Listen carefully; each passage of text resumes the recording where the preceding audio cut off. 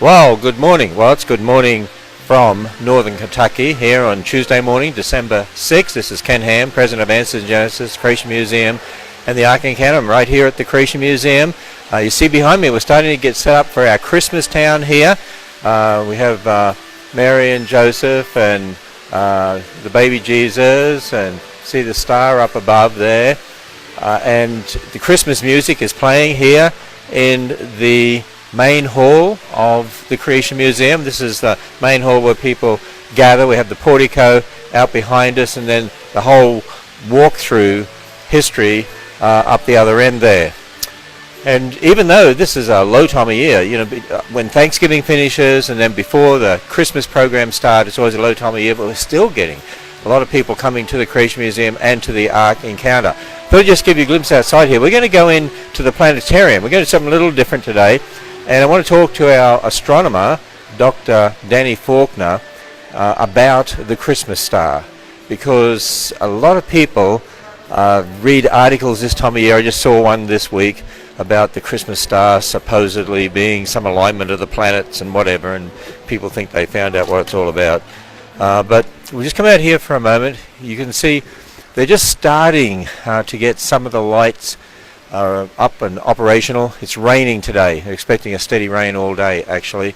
But you can't really get a sense of the lights. The lights are spectacular. This whole area here. I went out to the Cincinnati Zoo Festival Lights with some of our grandkids the other evening, and you know, it's lovely to walk around the zoo and see all these lights everywhere and so on, but the lights here at the Creation Museum are very different. They are absolutely spectacular. They're exquisite, the way all the trees are decorated. You can just see a little glimpse of color there, but you come out here of a night, as soon as Christmas Town starts on December 16, this whole area that's in front of me now will be ablaze with lights, and just absolutely incredible. Because we have a live nativity and we're getting set up out here, you can see on this area outside of our portico where they'll have special food items, and then a lot more special food items on the other side of our pond here.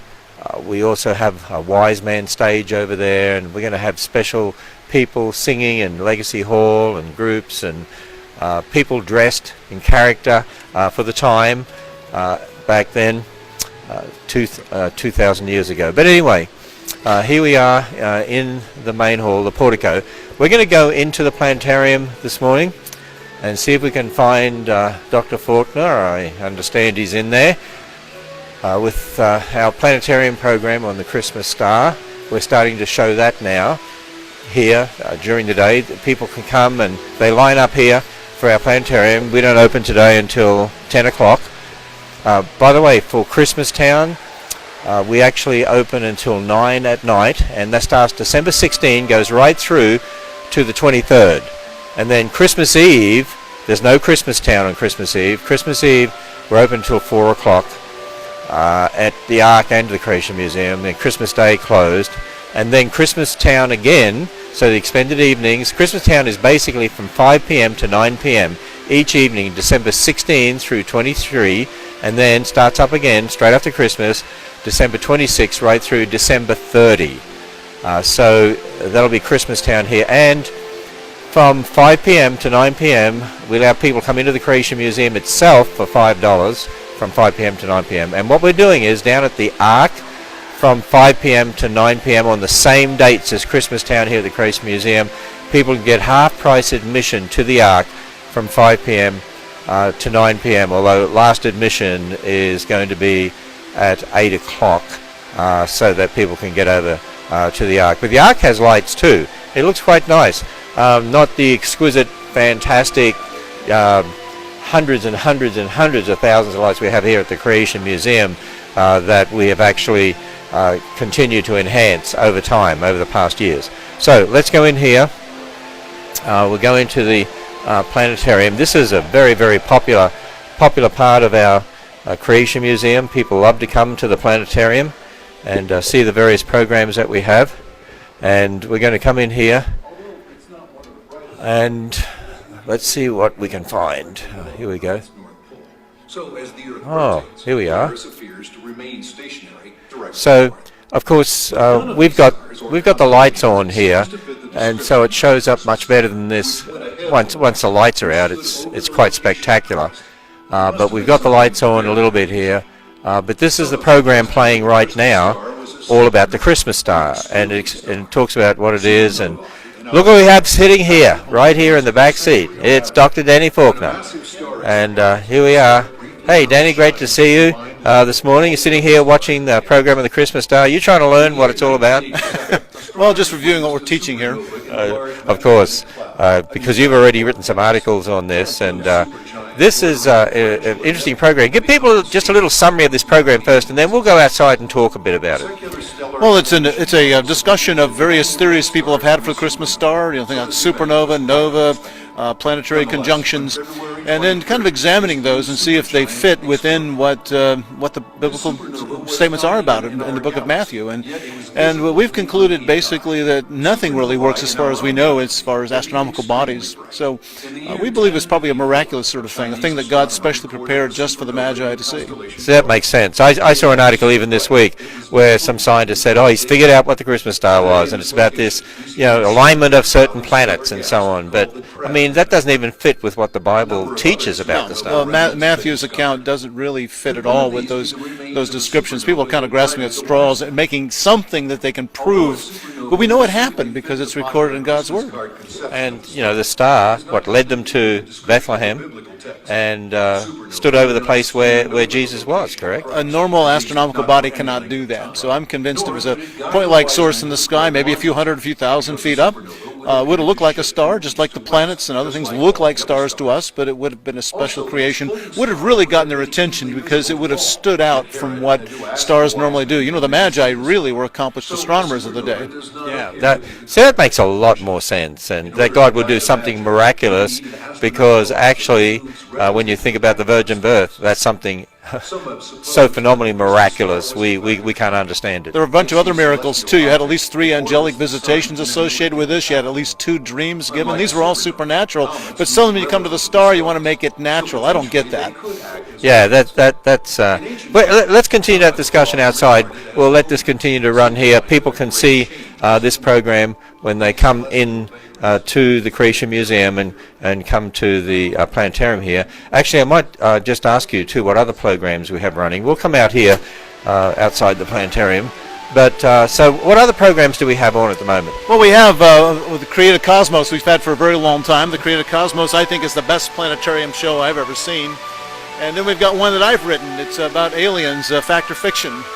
And we invest. It's kind of fun. We look at the UFO phenomenon, ETs, are they real? And we've been running that for a little over a year now. And it runs during this time as well. Have you ever seen any biblical planetarium programs anywhere else in the world, or heard of any that are like the ones we actually run here, and the ones you've been involved in putting them together, and so have others on our team? Well, there have been a few out there. I remember where I went to college at Bob Jones. Years ago, they had a planetarium, no longer in operation. There may be a few other schools, but nothing that has the visibility we have. We're open every day with planetarium shows, multiple shows a day, and I don't think any other Christian institution out there really has that depth. Again, there may be a few out there, but not many. And these programs are unique to the Creation Museum as well. Yeah, we have the staff here.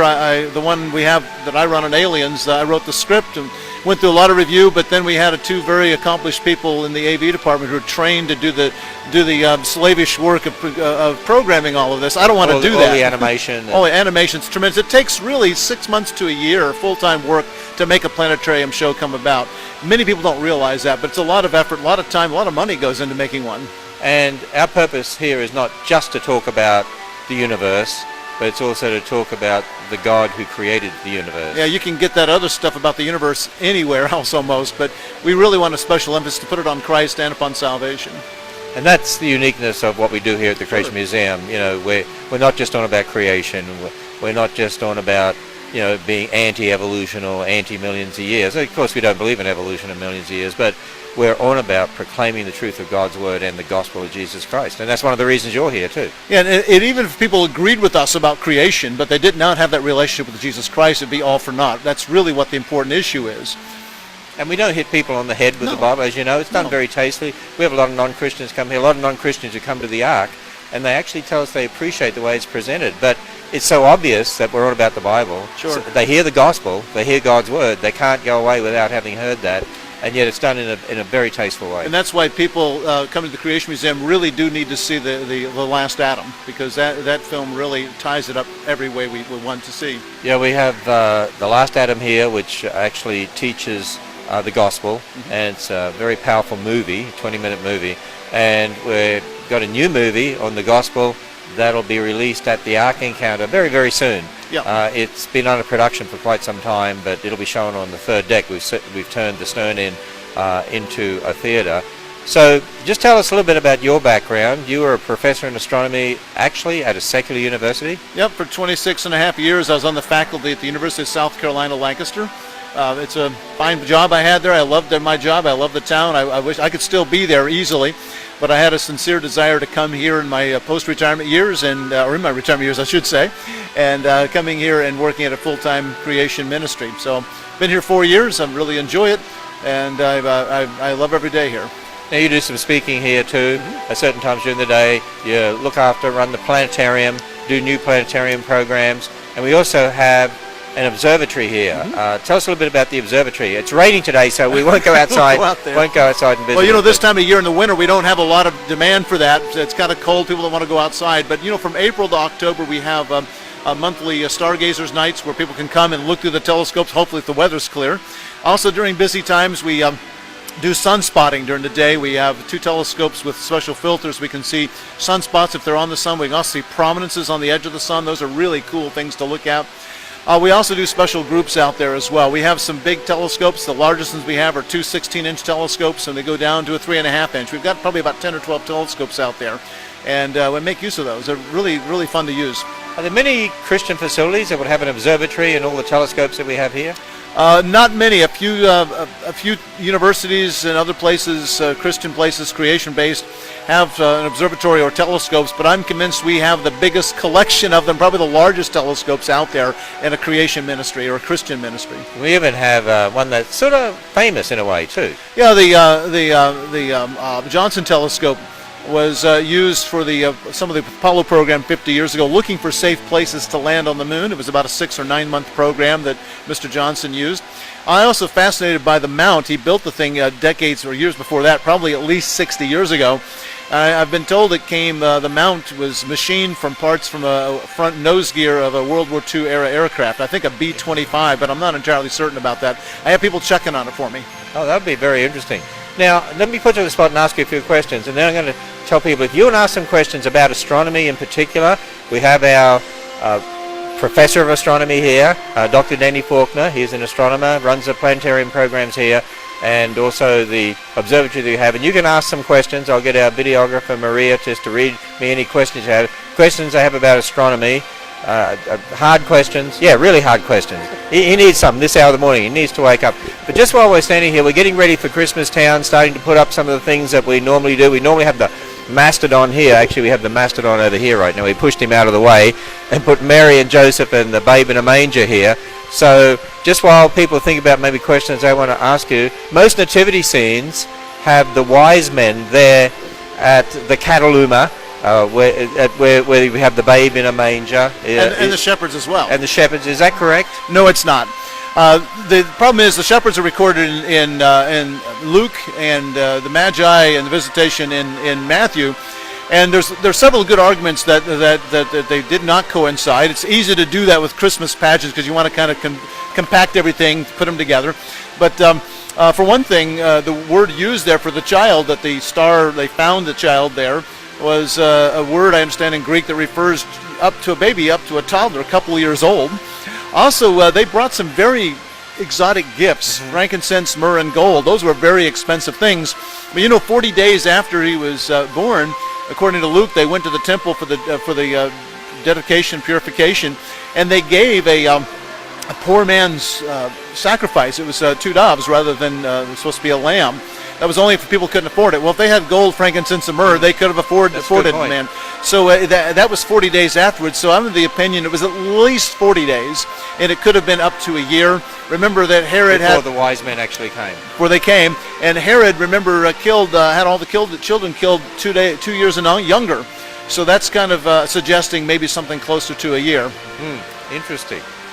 So, there's a lot of traditions that we have that aren't necessarily biblical, right? Oh yeah, a lot of our beliefs about Christmas come from Christmas card depictions, also Christmas carols, and all those endless Christmas pageants with kids in bathrobes in churches. But we don't know if there were three. We know there are at least two because magi is plural. But we always traditionally say three, but we don't know. Three gifts. Three gifts. They're often called kings. They weren't. They were trusted advisors, very wise men. So wise man is a good translation of the book of Matthew, but they were not royalty. We don't know if they rode camels. They're always depicted on camels. They may have walked on foot, may have ridden some other beast, such as a donkey or a horse.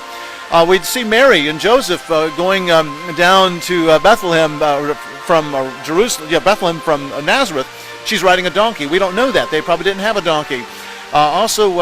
They're shown following the star. No, that was the Magi that followed the star. Right. So a lot of things we just kind of traditionally have. I don't want to really rain on people's parade here, but it's a traditions. In a way, yeah, and in a way, it is true that what we call the wise men, the three, maybe two, maybe more, but the wise men, the shepherds, the star, are all associated with that.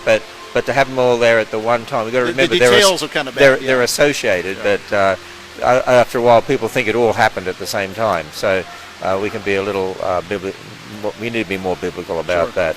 But let me see if we got any questions. Oh, the star Sirius? Probably not. Again, a star is a known astronomical object. It's a problem because they rotate east to west across the sky. They rise and set. Most of them do, like the sun does. And so as the wise men left Jerusalem, down going to Bethlehem, 6 miles away, it would have taken a few hours, and it would not really have led before them. It would not have moved from, would have been sitting over the house where Jesus was. Furthermore, Sirius is visible every year, and this time of year it's pretty prominent, but it's nothing unusual. I mean, why would they suddenly think Sirius is something important and significant? Because they'd seen it every year, and we continue seeing it every year. Yeah, that makes sense. Yeah. So that was a good question. You got any more there, Maria? We got some more questions. We're just going to find them here. The three wise men, were they astronomers? Yes, they were in a way. They were part of the what's called the Magi. It's a term that first appears in the 5th century BC. It was reserved for those very trusted advisors, and they were trained in all the arts and sciences of the Babylonians and later on the Persians, using the Babylonian system. Daniel and his friends, they were part of that group as well, and they would have been trained in all the knowledge that they had. It would have included astronomy, which would have been mingled with astrology at the time. Astronomy and astrology did not go their separate ways until about 4 centuries ago. So yeah, they would have known the skies very well. So they would have been very in tune with any things that would have stood out, which the star obviously did. And it's interesting when you look at some of the ancient cultures, some of the whether it's Mayan cultures or lots of other cultures, they were very interested in stars, weren't they? Oh yeah, astronomy is a very ancient science. It's important for time telling with calendars and so forth. That goes back to Genesis 1, day 4 account. For signs and for seasons, yeah. And you can't have a good calendar without astronomical knowledge. That's what one of the primary functions historically has been for astronomy. That's why there's such interest in astronomy and cultures, ancient cultures all around the world. They all had to have that. You look at the some of the structures out there, like Stonehenge is the most famous. It's got all these alignments. We're not sure exactly how it functioned, but it appears to work that way. And there are many, many others like that as well. So, another question? Jones says, my 5th grader wants to know if the planet or star of Bethlehem was as big as a kite. Okay, so her 5th grader wants to know if the Star of Bethlehem was as big as a kite. That's from a song that goes back to 1962, believe it or not. Yeah. Really? Yeah, the what's it called? Do You See What I See? That was when the song was actually written. And referring to a kite there, it's not referring to the thing that kids may fly, or even I may fly in the sky. It's talking about a bird, I believe. That was just a poetic license used. The bird that was the kite. The kite, yeah, a high-flying bird. But it's, no, it was just a star in the sky, so it would have appeared smaller than a kite. That's a great question. I like that. Yeah, for a 5th grader. I often wondered about that. I had to look this up a few years ago. So that's the reason I know it's from 1962. Ah, excellent. I didn't know that. I'm learning something too. Any more questions here? What is the strongest source of energy in the universe? What is the strongest source of energy in the universe? Now I can see you got him thinking here. Oh, yeah. Okay, I'm letting him think just a little bit more. Those cogs in the brain turn around. I would probably have to go with a quasar. These are what we believe to be very distant objects in the universe. If they are as distant as we think, then they can be 100 or 1,000 times brighter than an entire galaxy, and an entire galaxy has the light of like couple hundred billion stars. If you imagine the sun, multiply it by a couple hundred billion, and then ramp that up by a factor of 1,000, then you get an idea of what a quasar is like. But a quasar is about the size of a solar system. It's pretty small. So yeah, they're the most powerful sources I can think of right now. This is like being in school, in class. All the homeschoolers should be on here, and other school groups and classes, and asking you questions all about astronomy here. Hey, do you have the same wonder that I do when you read about day 4 on the creation week, and it's almost like, oh, by the way, he made the stars also, and look at the immensity of the universe and the numbers of stars out there and all the other interesting stellar bodies that are out there, and you realize God just said, he spoke and it happened. Yeah, you find more attention given to the greater and lesser light, the sun and the moon, and finally towards the end of that day 4 narrative, it literally says in Hebrew, I understand, the stars also. That's all it says. It's almost like an afterthought. Oh, by the way, Danny, I made the stars too on day 4. That's about basically what he's saying to me. How many stars are out there? Well, probably a couple hundred billion in our own galaxy and a couple hundred billion galaxies. I'll let you do the math on that. Okay, so it's big. Yeah, real big. It's huge. And I think it's Psalm 148 tells us that God counts the stars and names them all. Yeah, can you imagine that? He knows every name. We have names for stars. They're mostly catalog entries. They're just numbers, basically. We have a couple hundred stars that have proper names, but I think God's names are probably very indicative of descriptive of what the stars are like. So if all the stars are named, and there's obviously trillions and trillions and trillions and trillions, zillions, quadzillions, whatever. And they all have names. And they all have names. Doesn't that make you realize, too, that in the scripture where it talks about the very hairs of our head are numbered, and there's, 7 billion people on earth, and him to know each person, and their hairs. And the hairs, the number of hairs on your head. And I guess your number changes by the look of it. A little bit. So, but, if he can name the stars, he certainly knows each one of us. Yeah. Okay, another question? Was the manger in the open under the night sky, or was it how most nativity scenes put it? That's a good question, because we actually have what we call a cataluma out here. I'll let Dr. Faulkner explain that to you. But was the manger just under the night sky, or is how most nativity scenes put it? In a stable? It was probably in a some sort of room or building. We're not ever told that it was actually a stable they were in. People infer that from the manger. The manger was a food trough. You put hay in it and feed animals with it. One theory is that it was actually a storage room on a house. It was a place they could have some privacy, and to give a birth of a child, you don't want to do that in the middle of the open. The inns at the time were not really the best places either. And the storage room in the house might have actually had things stored such as a manger. Oh, let's use that sort of thing. So we infer a lot from that. Mm-hmm. But they almost certainly were inside, closed in someplace, because I don't think most women want to give birth out in the open someplace. And we have out here what we call the cataluma for our live nativity. Right. And the guest room, and that's what we believe is talking about in Scripture, where it says there's no room in the inn, sometimes it says. Right. But actually no room in the guest room. The guest room was already full, and so they were put down in this other area where they maybe brought the animals in at night, sure, keep them out of the cold or whatever. And there's no indication that he was actually born at night either, necessarily. Right. But it was soon after that night with the shepherds were brought in. So different to the traditions that we have out there. So let's see if there's any other questions. Okay, is the star part of Orion's belt? And then is Pluto considered a planet now? Is Pluto considered a planet now? And what was the first question? Is the star part of Orion's belt? Is the star Star of Bethlehem? Star of Bethlehem, I guess, part of Orion's belt. And then what about Pluto? No. Okay, I don't believe the star, any physical star we know of. Orion's belt's pretty impressive, but again, as I mentioned earlier about Sirius, all the things about that would make it very difficult to interpret that as being the Star of Bethlehem. But why would it stand out? It would move across the sky throughout the night. It wouldn't really function the way that the description of the star was. And it obviously stood over the place where Jesus was. Well, you don't see that from Orion's belt today, do we? No, we don't. Now, as far as Pluto is concerned, that was 10 years ago that the International Astronomical Union, that's kind of the official body, decided to demote Pluto. It was something I was in favor of for a good decade before that, maybe longer than that. Several problems when they discovered Pluto back in 1930. It was kind of like a happenstance. It was they were looking for something and they found it and they quit looking there. But right from the beginning they knew there was a problem. Pluto is a very tiny body. You know, it takes 400 Plutos to equal the mass of the Earth. It takes 22 Plutos to equal the mass of Mercury, the erstwhile smallest planet in the solar system. How does it compare to the moon? Oh, it has the moon. I have to do the math real quick. The moon is. Yeah, put you on the spot here. It's about the moon's about 5 times more massive than Pluto is. Oh, really? So it's just a tiny little thing. It's a tiny little thing, yeah. It's big as far as the small bodies in the solar system go, among the largest, but there's a big gap between the planets and then the small objects in the solar system.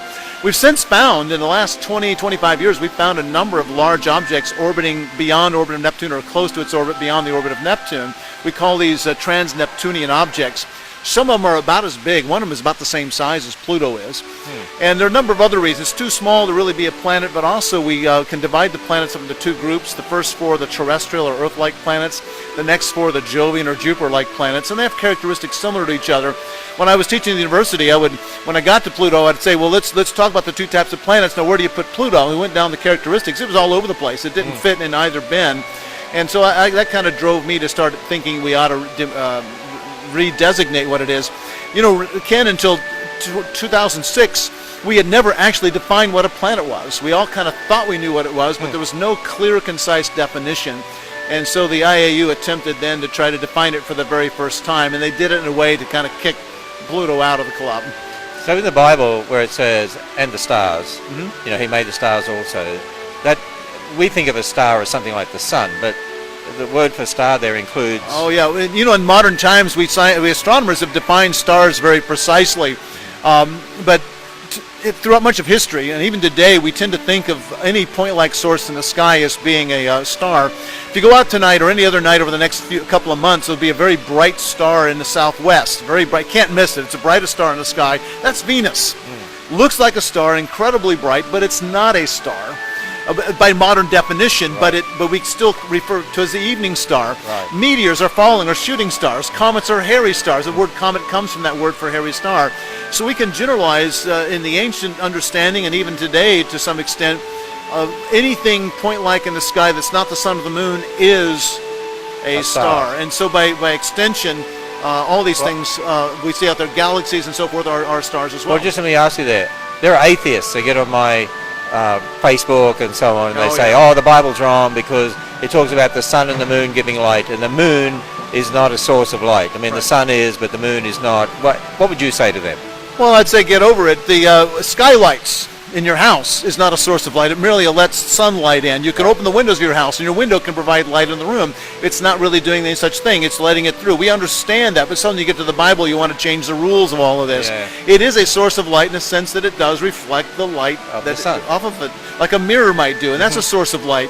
And that's you have a source of light on old microscopes. It used to be a little mirror that shined light up in there, and it was a source of light. So I think they're being really persnickety and wanting to find fault by saying that. We talk about the moonlight. Yeah, we're talking about the light of the moon, starlight. So just because something does not produce the light intrinsically doesn't mean it's not a source of light. Yeah, exactly. Okay, other questions, Maria? How does gravity escape a black hole? How does gravity escape a black hole? Well, you're getting the hard ones. Yeah, getting tough ones here. You know, gravity itself is why we have black holes.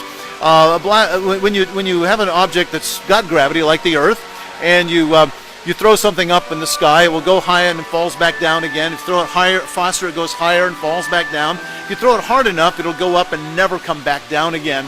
That speed required to do that's called the escape velocity. For the Earth, it's about 25,000 miles per hour, about 7 miles per second. I can't throw something that fast. No, you can't throw it. Even Haroldus Chapman, formerly the Reds, can't throw that fast. He's only a little over 100 miles per hour. So but how much escape velocity you have depends on the mass and the size. And it was over 200 years ago, people started asking the question, well, how small would the sun, for instance, have to be in order for the light itself to be too slow to escape? And this is getting to the idea of what we call a black hole, really well defined about 50 years ago in the 1960s. The most amazing thing is we've actually found evidence of these things.